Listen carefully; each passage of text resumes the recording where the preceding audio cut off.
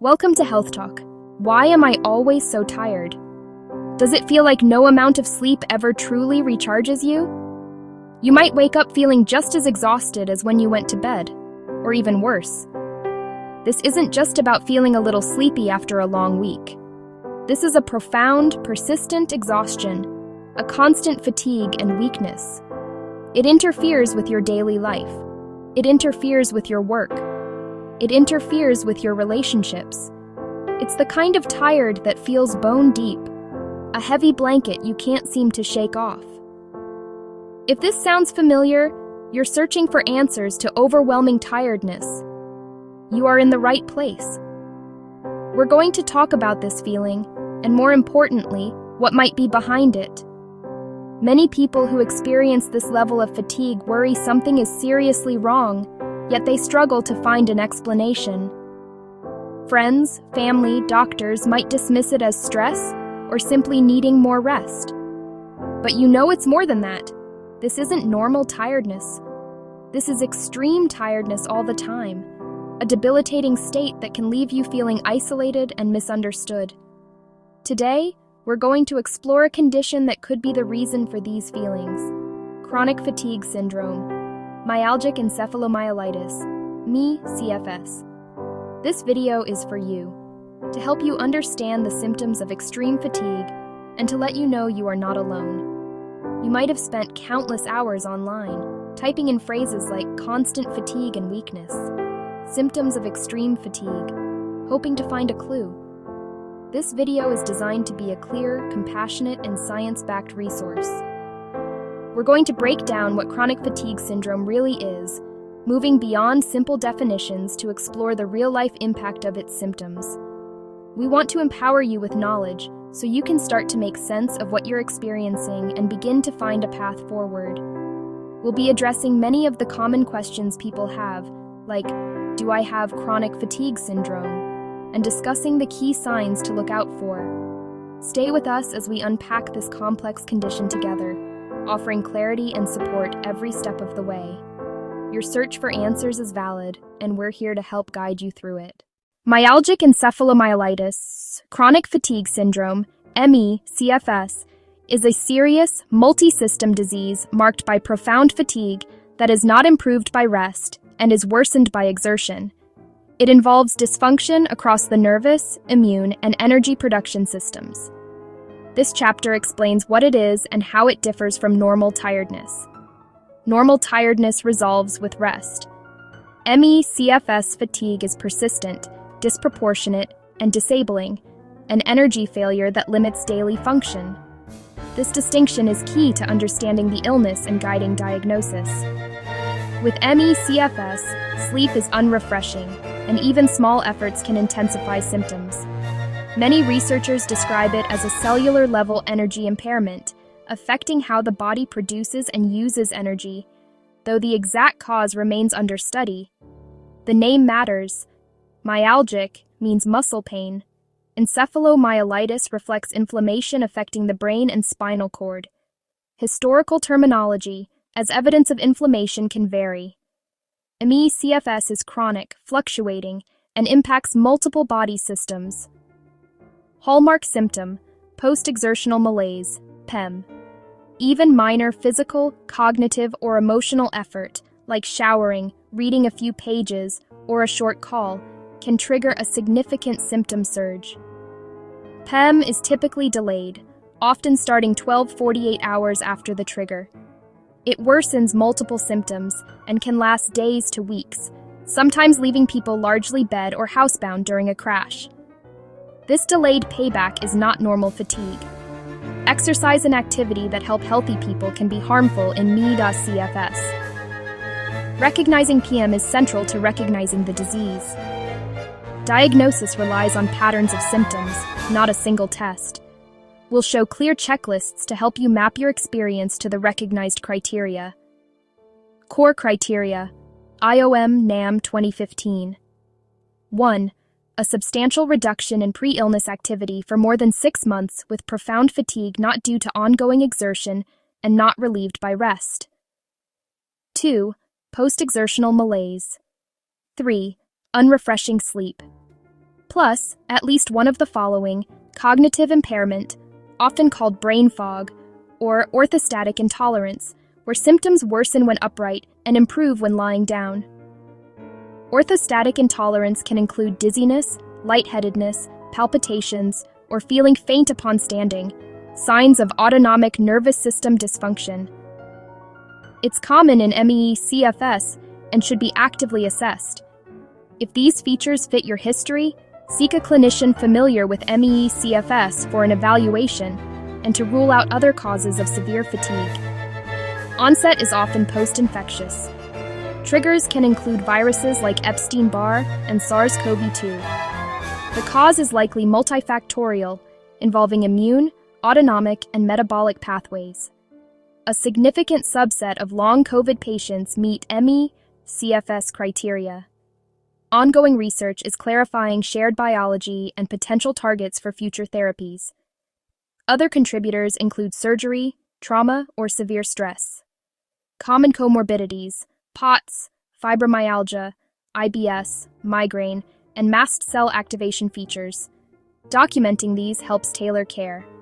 Immediate self-management focuses on reducing symptom flare-ups, pacing activity, optimizing sleep, and using orthostatic strategies. Pacing: balance tasks with planned rest and stay within your energy envelope to avoid PEM. Sleep: consistent schedule, dark, cool room, wind-down routine, limit screens. Movement: only gentle, as tolerated. Stop before symptoms escalate. Mental health and social support matter. When to seek care: red flag symptoms like chest pain, severe shortness of breath, new neurological deficits, or rapid decline. Quick FAQ: is ME/CFS psychological? No, it's a biological illness. Can exercise cure it? No. Use pacing to prevent PEM. Is there a single test? Not yet. Can people improve? Yes. Many stabilize or improve with careful management. Let's begin with the symptom that gives myalgic encephalomyelitis, chronic fatigue syndrome its name, the fatigue itself. But it's absolutely crucial to understand that this is not ordinary tiredness. It's a level of exhaustion that healthy people rarely, if ever, experience.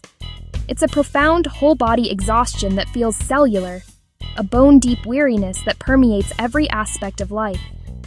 It's the difference between feeling tired after a marathon and feeling unable to even walk to the starting line.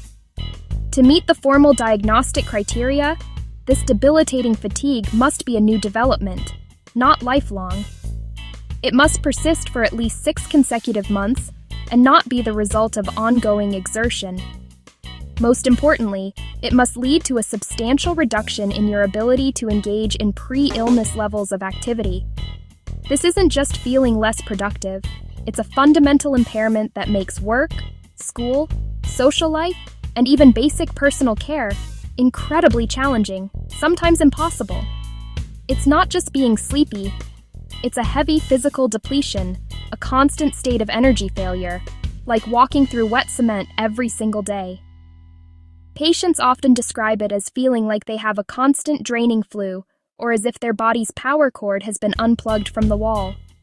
Unlike normal tiredness that improves with rest, recharging rarely, if ever, arrives for someone with ME/CFS.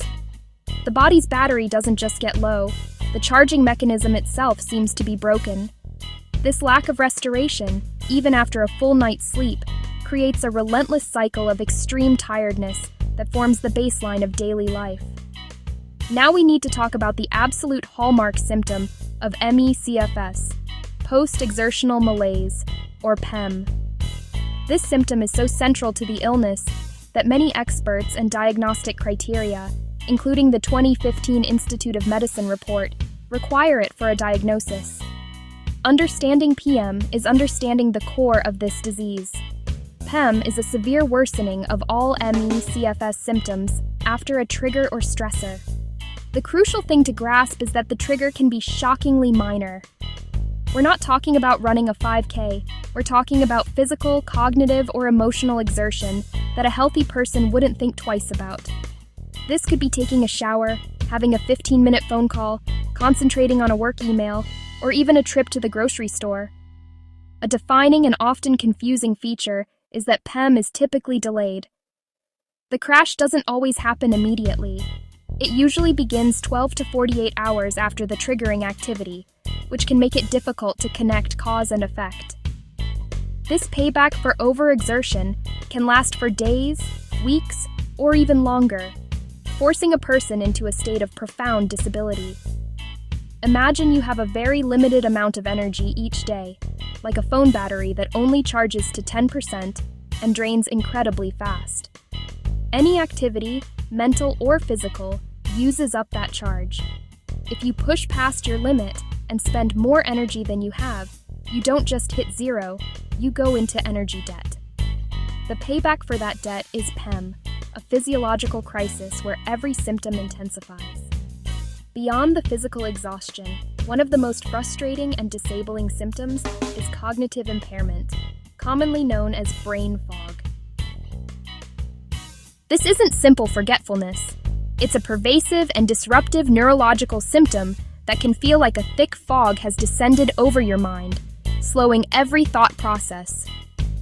Many people struggle with short-term memory, forgetting what they were saying mid-sentence or why they walked into a room. Word-finding difficulties, or aphasia, are also very common, making it feel like simple words are on the tip of your tongue, but just out of reach. This can make communication exhausting and frustrating. Others experience profound problems with concentration and information processing. It can become impossible to focus on a book, follow the plot of a movie, or complete a task that requires sequential steps. Multitasking becomes completely overwhelming. It's vital to recognize that this brain fog is a real, physiological symptom of ME/CFS. Research points to underlying biological causes, including reduced blood flow to the brain, dysfunction in the autonomic nervous system, and neuroinflammation. It is not a psychological issue, and it's not something you can just focus harder to overcome. One of the most perplexing and cruel aspects of ME/CFS revolves around sleep. While patients are profoundly fatigued, their ability to get restorative sleep is severely impaired. A core symptom of the condition is unrefreshing sleep. This means you can sleep for a full 8 hours, 10 hours, or even 12 hours, yet wake up feeling as though you haven't slept at all, sometimes feeling even worse than when you went to bed. The sleep feels light, fragmented, and completely non-restorative. Many also suffer from classic insomnia, difficulty falling or staying asleep, or a complete reversal of their sleep-wake cycle. This poor quality sleep then exacerbates daytime fatigue, brain fog, and pain, which in turn makes restful sleep the next night even harder to achieve, trapping them in a vicious cycle. While fatigue is the most famous symptom, pain is a very real and significant part of ME/CFS for a majority of patients. The M in ME, myalgic, literally means muscle pain. This pain is often widespread and migratory, moving around the body. Many people also experience joint pain, often without any visible swelling or redness, which can be confusing for both patients and doctors.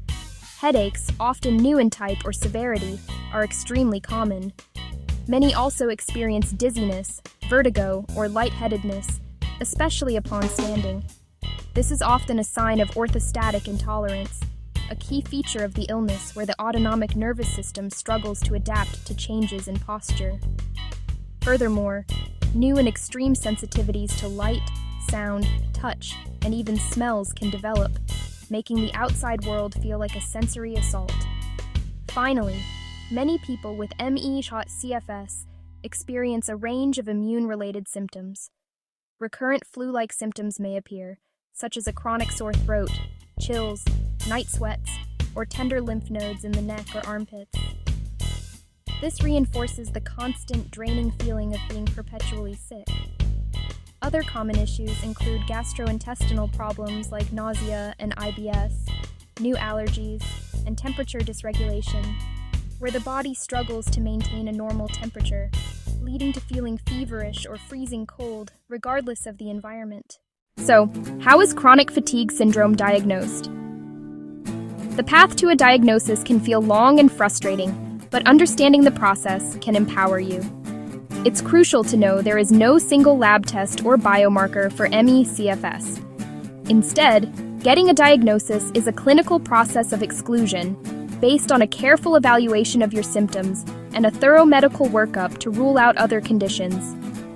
Your doctor will take a detailed medical history, asking about the onset of your illness, your specific symptoms, and how they impact your daily life. This workup is extensive.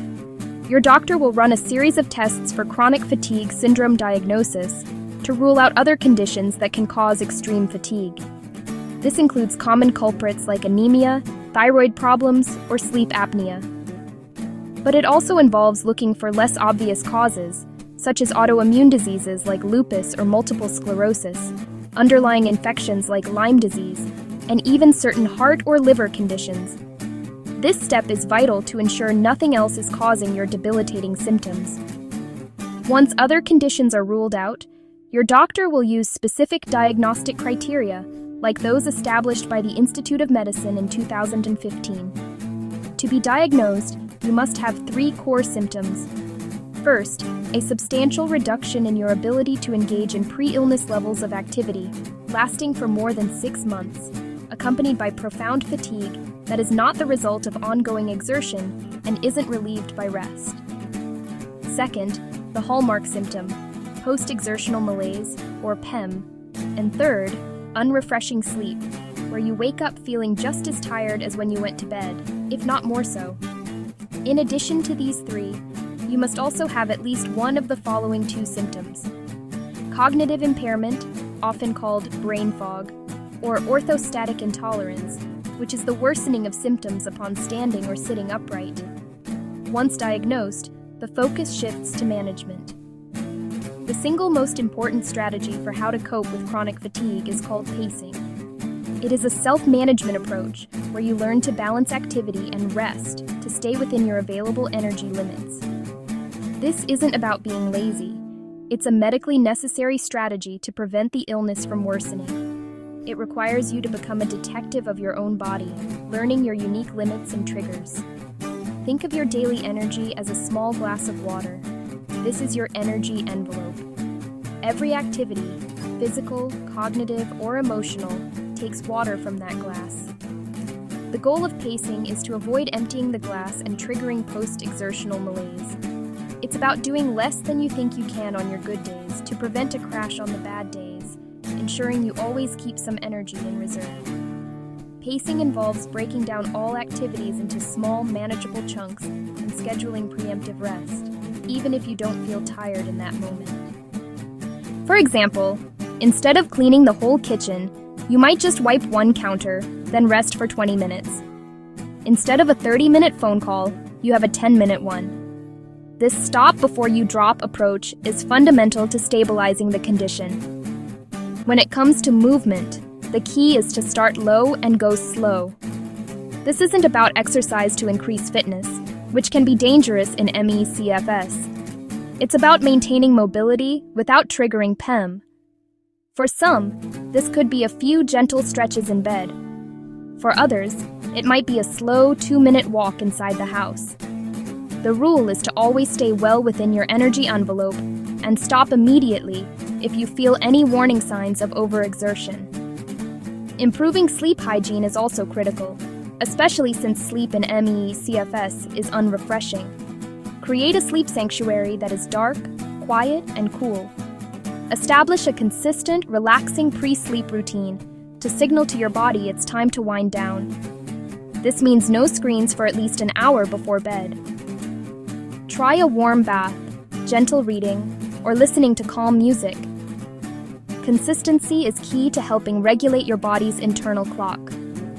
Supporting your mental health is a fundamental part of how to cope with chronic fatigue. Living with a debilitating, often misunderstood illness is incredibly stressful and isolating. Connecting with other people who are living with ME/CFS can be a lifeline. Online forums and local support groups provide a space where you don't have to explain or justify your illness. They get it in a way no one else can. This validation can significantly reduce the emotional burden. It's also important to educate the people closest to you. Share resources, like this video, to help them understand what you are going through. Their support is invaluable, but they can only provide it if they understand the nature of the illness and your limitations. Finally, and this is incredibly important, please remember that this video is for educational purposes only and is not a substitute for professional medical advice, diagnosis, or treatment. Always consult a qualified healthcare professional with any questions you may have regarding a medical condition. If you found this video helpful and informative, please take a moment to like, comment, and subscribe to Healthtokk. Your engagement helps us reach more people who need science-backed videos on chronic fatigue syndrome, long COVID fatigue, and how to stop feeling tired all the time. We want to tailor our future content to you and build a supportive community. Please comment below with your biggest question about managing chronic fatigue syndrome symptoms. Remember, you are not alone in this journey, and with the right strategies, there is a path forward to a better quality of life.